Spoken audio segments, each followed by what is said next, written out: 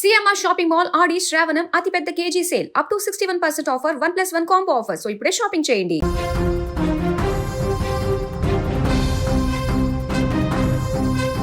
తెలంగాణ జానపద కళారంగంలో ప్రస్తుతం ఒక ఊహించని వివాదం తీవ్ర దుమారం రేపుతోంది. యూట్యూబ్లో జానపద పాటలతో మిలియన్ల కొద్ది వ్యూస్, లక్షలాది మంది అభిమానులను సంపాదించుకున్న popular folk actors Eshwar Sai, Madhuri Rathod ఇప్పుడు సరికొత్త వివాదంలో చిక్కుకున్నారు. హైదరాబాద్లోని ఒక అపార్ట్మెంట్లో వీరిద్దరు కలిసి ఉండగా శివసాయి భార్య స్వయంగా వారిని రెడ్ హ్యాండెడ్గా పట్టుకున్నట్లు చెబుతున్న దృశ్యాలు నెట్టింట విపరీతంగా వైరల్ అవుతున్నాయి. అర్ధరాత్రి వేళ మరో యువతితో కలిసి అక్కడికి చేరుకున్న భార్య తన మొబైల్లో వీడియో రికార్డ్ చేస్తూ నిలదీసిన వ్యవహారం ఇప్పుడు సోషల్ మీడియాలో హాట్ టాపిక్ గా మారింది.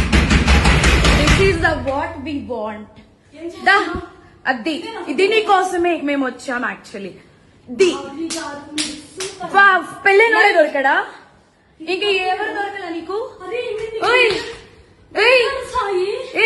బిడ్డ మీద ప్రేమ లేదా? రే చూడు, విశాల్ విశాల్ విశాల్ ఇదిగో ఈ అమ్మాయి ఉన్నారు పోలీసులు ఇద్దరు. ఏంటి ఏం మాట్లాడతావు? చిన్న కొడుకుని పెట్టుకొని రే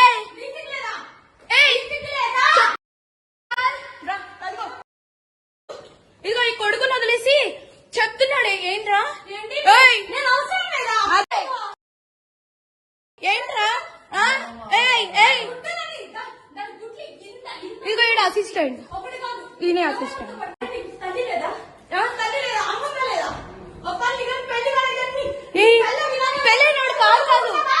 ప్రస్తుతం సోషల్ మీడియా వేదికల్లో చక్కర్లు కొడుతున్న వీడియోల ప్రకారం అర్ధరాత్రి దాటిన తర్వాత హైదరాబాద్లోని ఒక ఫ్లాట్ కు ఈశ్వర్ సాయి భార్య మరొక మహిళతో కలిసి వెళ్లారు.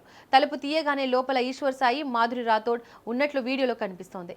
ఆ సమయంలో భార్య తీవ్ర ఆవేదనతో, ఆగ్రహంతో వారిని నిలదీయడం ప్రారంభించింది. తన సంసారాన్ని, కుటుంబాన్ని కాదని ఇక్కడ ఏం చేస్తున్నారంటూ ప్రశ్నించడం, దానికి సంబంధించిన దృశ్యాలను అక్కడే ఉన్న యువతి మొబైల్లో రికార్డ్ చేయడం ఆ వీడియోలో కనిపిస్తోంది. ఎదురుగా ఉన్న ఈశ్వర్ సాయి, మాధురి రాథోడ్ కూడా షాక్ కు గురై కెమెరాను అడ్డుకునే ప్రయత్నం చేయడం, వాగ్వాదానికి దిగడం లాంటి సన్నివేశాలు ఆ ఫుటేజ్ లో స్పష్టంగా కనిపిస్తున్నాయి. ఈ దృశ్యాలు బయటకు రావడంతో ఫోక్ మ్యూజిక్ సర్కిల్స్ తో పాటు నెటిజన్లలో ఒక్కసారిగా తీవ్ర చర్చ మొదలైంది.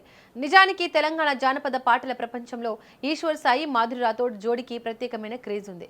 వీరిద్దరి కాంబినేషన్ లో వచ్చిన ఎన్నో పాటలు యూట్యూబ్ లో ట్రెండింగ్ గా నిలిచాయి.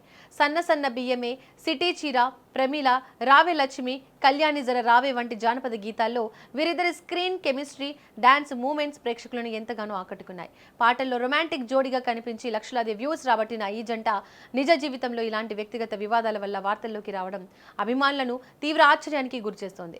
మరోవైపు మాధురి రాథోడ్ కేవలం జానపద పాటలకే పరిమితం కాకుండా బుల్లితెరపై పాపులర్ డాన్స్ రియాలిటీ షో D20లో వైల్డ్ కార్డ్ ఎంట్రీ ఇచ్చి తన టాలెంట్ ను నిరూపించుకుంది. తనదైన స్టెప్పులు, గ్రేస్తో జడ్జీల ప్రశంసలు అందుకోవడమే కాకుండా బుల్లితెర వీక్షకుల్లో తనకంటూ ఒక ప్రత్యేకమైన గుర్తింపును, క్రేజ్ ను సొంతం చేసుకుంది. అటు ఢీ వేదికపై డాన్సర్ గా, ఇటు జానపద ఆల్బమ్స్ లో లీడ్ యాక్టర్ గా కెరీర్ లో మంచి దశలో ఉన్న సమయంలో ఇలాంటి ఒక సంచలన వీడియో బయటకు రావడం మరింత చర్చనీయాంశంగా మారింది. కళారంగంలో రాణిస్తూ మంచి పేరు తెచ్చుకున్న ఆర్టిస్టులు ఇలాంటి వ్యక్తిగత, కుటుంబ వివాదాల వల్ల వార్తల్లోకి రావడం ఎప్పుడు చర్చకు దారితీస్తుంటుంది. భార్య చేస్తున్న ఆరోపణలు, అర్ధరాత్రి జరిగిన గొడవ వీడియోలు సోషల్ మీడియాలో జోరుగా తిరుగుతున్నాయి.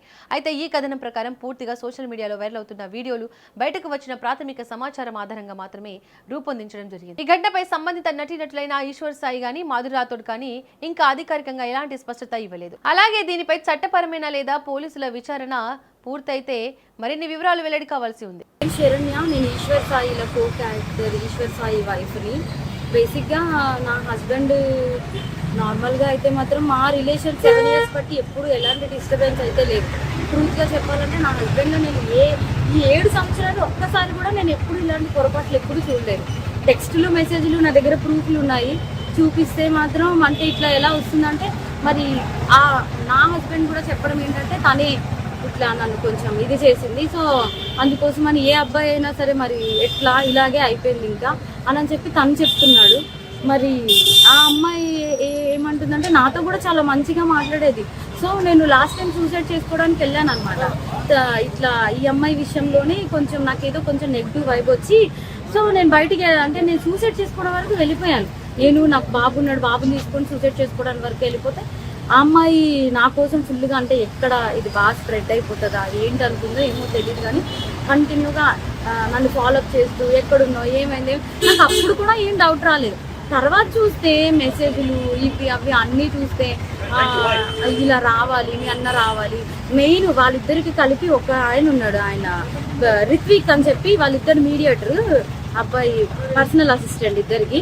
సో అసలు ఆ అబ్బాయి ఫోన్లో ఎన్ని టెక్స్టులు ఇవన్నీ బ్యాకప్ చేసి చూస్తే అసలు చాలా ఇదిగా ఉంది.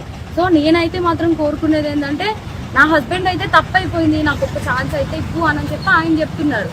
కానీ ఆ అమ్మాయి నుండి ఎప్పుడు నేను ఏం ఫేస్ చేస్తానో తెలీదు. కానీ ఎందుకంటే ఇప్పుడు నాలాంటి అమ్మాయికి అంతమంది ఫాలోవర్స్ ఉండి, పైగా నాతో ఇంత మంచిగా ఉండి ఇంత చేసిందంటే వాళ్ళ అమ్మగారు రికార్డు కూడా ఉంది. నేను పొద్దున్న వాళ్ళ అమ్మగారికి ఫోన్ చేసి అడిగితే మా అమ్మాయి అంతే అలాగే చేస్తుంది అని చెప్పి అంటుంది. నా దగ్గర రికార్డు ఉంది. ఫోన్ స్విచ్ ఆఫ్ అయ్యేటప్పటికి నా దగ్గర ప్రూఫ్ లేకుండా ఉంది, ఆన్ చేస్తే అది కూడా ఇస్తాను.